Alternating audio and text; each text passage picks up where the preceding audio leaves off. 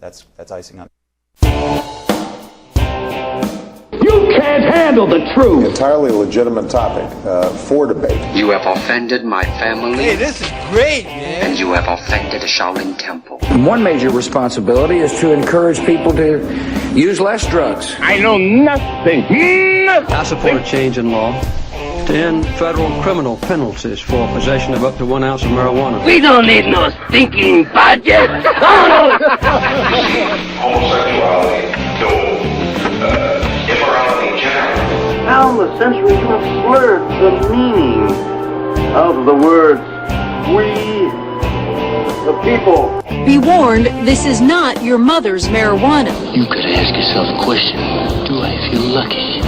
Or do you, punk? I want to ask you a bunch of questions. I want to have them answered immediately. Surely you can't be serious.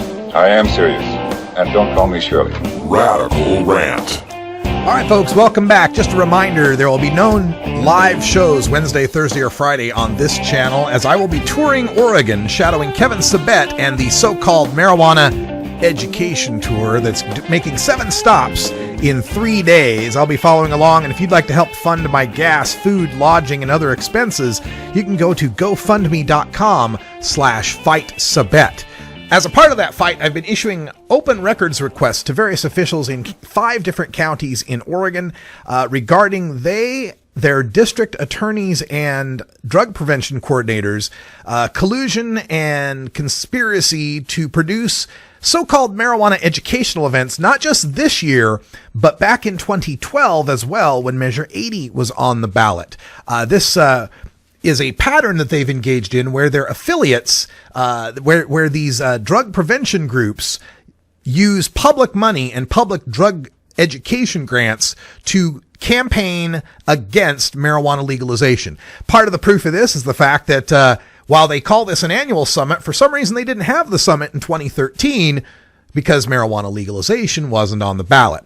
Part of having these summits is bringing out Kevin Sabet, the so-called quarterback of the anti-legalization movement and the head of Project SAM. And there's a fantastic article on Cannabis Now's website today by Angela Baca on how all of the SAM affiliates, the statewide affiliates, are formed by getting these drug prevention grants from the federal government. Yeah, it's awfully nice when you get to use taxpayer dollars to try to educate people, or should I say propagandize people against marijuana. Me, I got to get donations from my fans to pull that off. But we did get the records request back, at least one of them, from Josh Marquis, the DA of Clatsop County, who has responded to me in the Huffington Post, by the way. That's a fun read. And going through the emails, there's just a few highlights I wanted to show. I haven't had time yet to write all of this up since I'm getting ready for this Sabet tour, but I thought I would just show you some of the fun stuff that I found. First of all, an email all the way back on January 1st. This is from Chris Gibson to Josh Marquis. Chris Gibson is with the Department of Justice at the state of Oregon. Below is an email that Kevin Sabet received in response to the Oregonian story you forwarded, and Kevin Sabet is forwarding to Chris Gibson. Please thank this person and reach out, see where they are, and explain that we are setting up a SAM Oregon group now. Thanks. I'm copying my main Oregon contact, Chris Gibson, as an FYI.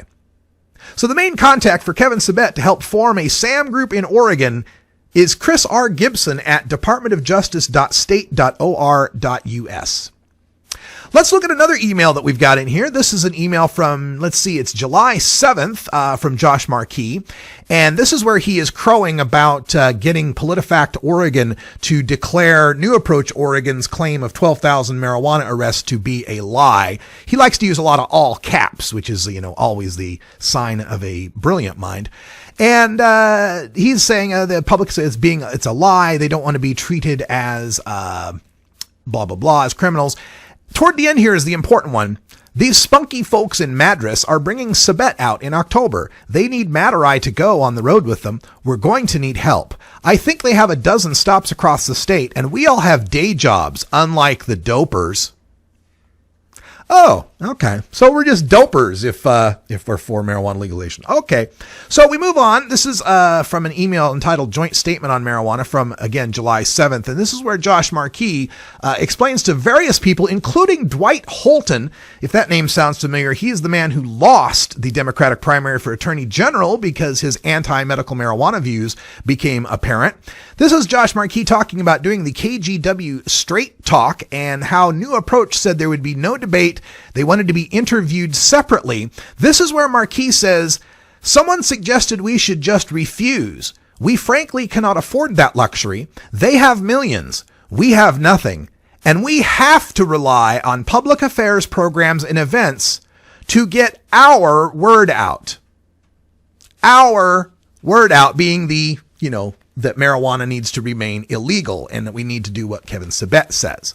Our word, we have to rely on events like that tour that's happening tomorrow through Friday that I will be streaming live to get our word out. Here's one from Donovan Richard to Josh Marquis about Clatsop address. Just to be clear, I will send everything to your Gmail and will not use your Clatsop County address. Please let me know if you'd like me to send email to both. That's when Josh Marquis asked Richard Donovan to send him to coastda@gmail.com just to ensure I get these, not for any legal political reason.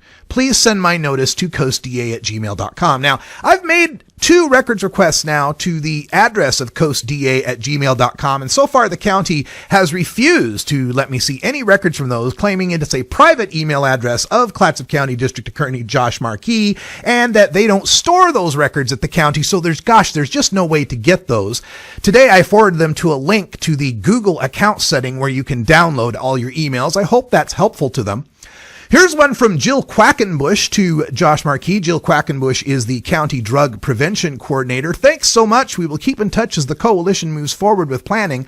I firmly believe your participation will help localize the issue, and you speak so eloquently on the subject of marijuana. Let us know if you have any ideas for financial contributions. I will be contacting the Columbia Pacific Coordinated Care Organization for sponsorship soon. Dr. Sabet's fees alone are a few $1,000s. Dr. Sabet's fees alone are a few $1,000s. And Josh Marquis wants to make hay out of me raising over $5,000 from you, my listeners, and my fans who have donated it out of their own pockets to ensure that the truth is presented about marijuana as Kevin Sabet trails his ass all around this country, all around this state, I should say. Well, country as well. You dare to bring up my funders who donated their hard-earned money when you people are sucking at the public tit and misusing drug prevention grants to campaign against Measure 91? I thought district attorneys were supposed to follow the law. That's all the time we got for Hour 1, but hey, stick around. We'll take this around the corner into Hour 2, Toker Talk Radio, and Wiz Khalico's here as well. This is the Russ Belville Show. The Russ Belville Show is blogging and podcasting daily at radicalruss.com. You take a seed, you plant it, you grow it, you dry it, you roll it, you smoke it. You take a seed, you plant it, you grow it, you dry it, you roll it, you smoke it.